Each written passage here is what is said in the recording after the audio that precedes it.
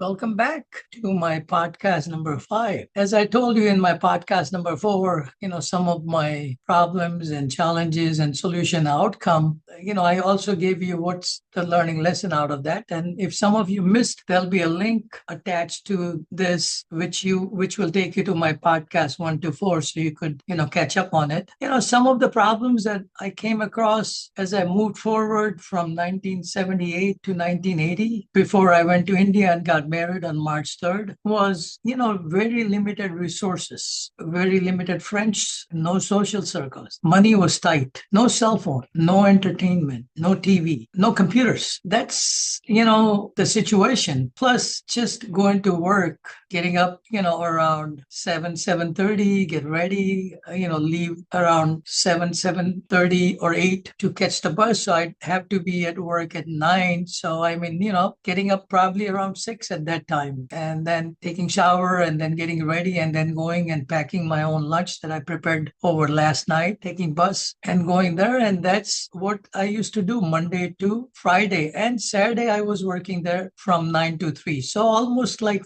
46 hours that I used to work every week. So there was no time to really do anything else other than work, come home, then cook, and then kind of just sit and, maybe read something or, if my roommates are there, then socialize with them. Otherwise, just, stay in the apartment since, some may be home, some may not be home, and there's no social circle. So I wasn't even knowing anybody in the apartment that I used to live. So that was my life. And, it was okay.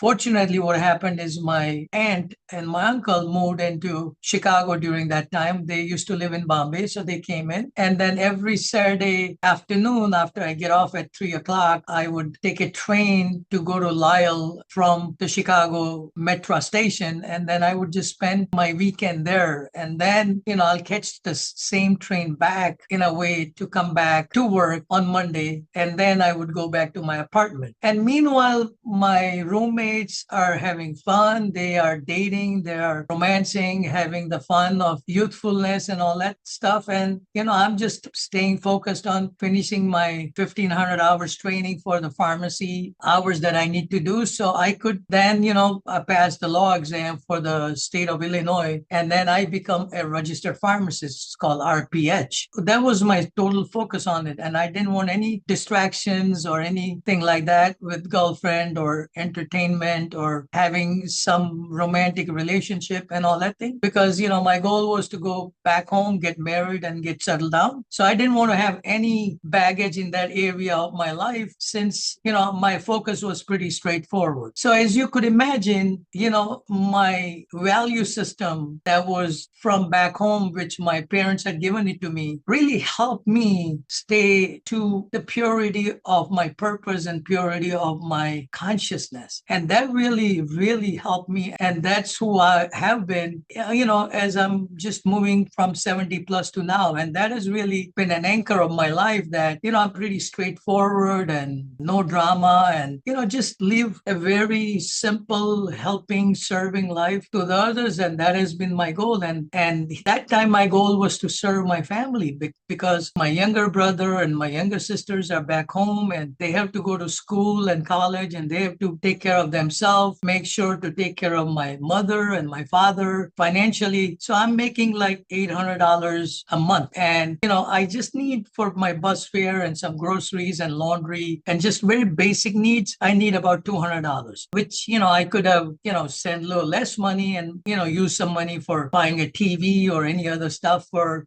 my entertainment. But I choose to just focus on, taking care of my parents and working towards getting my pharmacy degree. So I basically sent all $600 rather than even saving a penny for a rainy day, which I didn't do any of that. And, it was a very hard decision. And thank God that I did that. And I was able to fulfill the desire and the dream that my mother had for me. And my mother had a very tough time time back home, and she really didn't need to send me to US, but she did. And she saw that, my son's future will be in US, which I'm thankful looking back that, I have a very comfortable life now. I have two wonderful kids. And as I mentioned it to you, our Rohan, my first grandson, was born on May 19th, and he will be 5 months this coming up thing. And, I wanted to just leave my journey, my experiences, and what I was going through.